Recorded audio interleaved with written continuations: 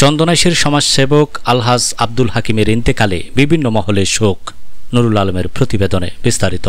চট্টগ্রামের চন্দনাইশ পৌরসভা ৮ নং ওয়ার্ড দক্ষিণ গাছবাড়িয়া বুলাত তালুকের বাসিন্দা মেগা গ্রুপ ও আল আমিন মেমোরিয়াল ট্রাস্টের চেয়ারম্যান শিল্পপতি লায়ন আলহাজ রফিকুল ইসলামের শ্রদ্ধেয় পিতা সমাজসেবক আলহাজ আব্দুল হাকিমের নামাজে জানাজা বাদে আসর সম্পন্ন হয়েছে।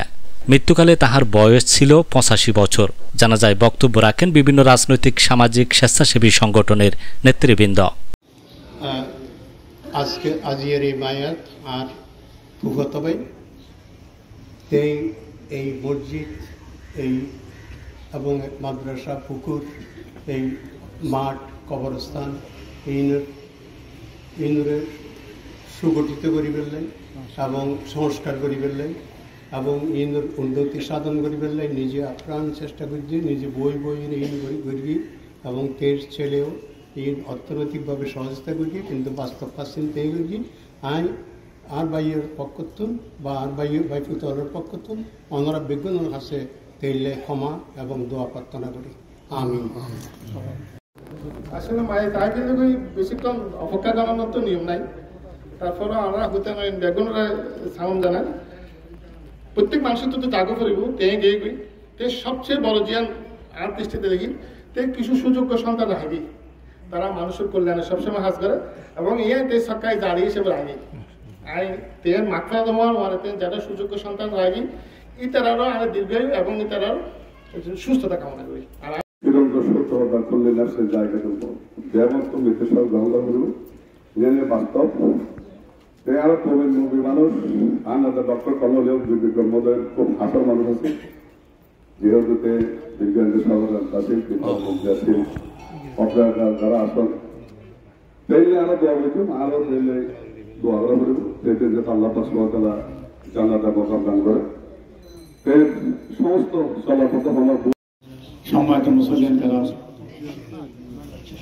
সম্মানিত হাজিরিন, ওনারা দূর দূরান্ত বহুত কষ্ট করে এসেছেন। আজ যদিও মারা গিয়ে এবার আর ফুফুতো ভাই হইল আর বাপরা 5 সন্তান আর ফুফুতো ভাই তারা 2 সন্তান 7 আর 7 ফুয়া হইতো আর বাপে। আজ প্রথম আর ভাই আজ আর ভাই গিয়ে প্রত্যেক মানুষের তো মৃত্যুর সাথে গ্রহণ করে বিএনপি আর মানুষের তো প্রত্যেক মানুষের তো বুদ্ধিমান অভিব্যক্তি যে মতের আগে মতের সামনে জোগাড় করে আজকে তিনি গিয়ে তন সম্পদ ছেলে সম্পত্তি দিন আছে আজ বেগেন তেলে বেগেন দুনিয়া যোগে কিন্তু তিনি মহতাজ প্রত্যেক আর থেকে শিক্ষা নেওয়া পড়বে আর প্রত্যেক করতে দেন আর সময় থাকতে আরো সম্পত্তি থাকতে পারো সময় থাকা অবস্থা আর ব্যক্তনে আর আমরা সময় স্বল্পতার দরুন বক্তব্য দিতে পারে নাই। দক্ষিণ জেলা জামাতের সংগ্রামী সাধারণ সম্পাদক এই পর্যায়ে আলোচনায় অংশগ্রহণ করা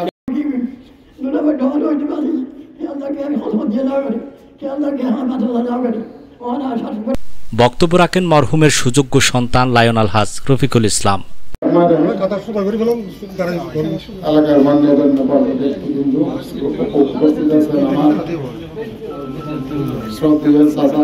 আমার জেলাগণ এই এলাকার সম্মানে ব্যক্তিগত আপনারা জানেন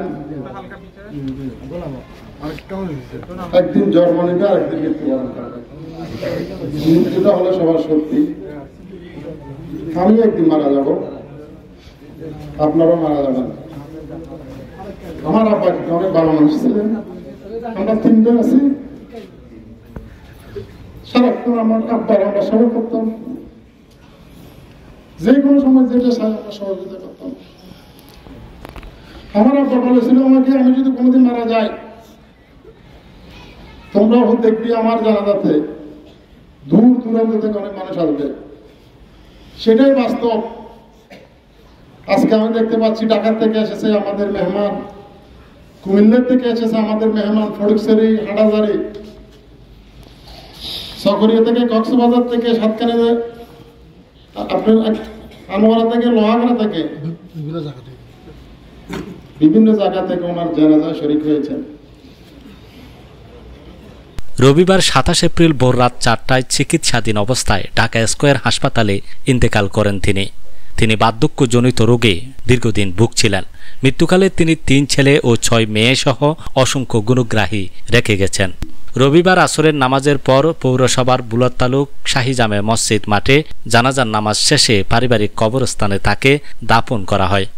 এ সময় চন্দনাইশ প্রেস ক্লাব সভাপতি, সাধারণ সম্পাদক ও কার্যনির্বাহী কমিটির নেতৃবৃন্দ সহ স্থানীয় জনপ্রতিনিধি, রাজনৈতিক উন্নয়ন কর্মী, সমাজসেবক ও স্থানীয় মুসল্লিবৃন্দ শোক প্রকাশ করেছেন। নেতৃবৃন্দ মরহুমের রুহের মাগফিরাত কামনা করে শোক সন্তপ্ত পরিবারের সদস্যদের প্রতি গভীর সমবেদনা জানান।